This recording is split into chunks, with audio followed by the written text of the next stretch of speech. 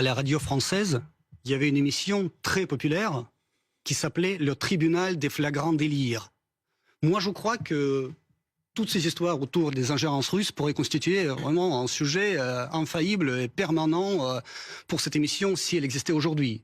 Donc, vous savez, de la même logique, vous pouvez accuser les Russes d'avoir gâché la récolte des viticulteurs chablaisiens cette année à cause du gel en avril et de la grêle en mai.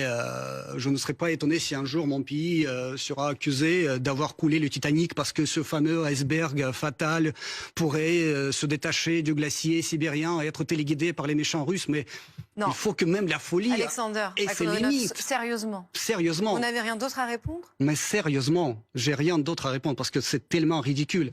Tout ce paquet, tout ce ensemble d'accusations, il n'y a aucune preuve.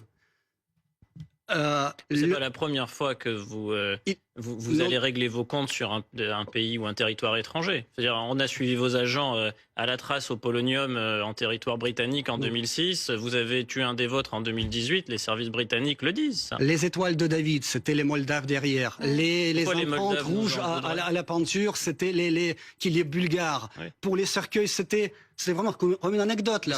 En allemand, en ukrainien, en bulgare. Et vous voyez les Russes. Vous voyez les Russes partout. Ben non, mais pourquoi la Bulgarie en voudrait à la France? Sans aucune preuve.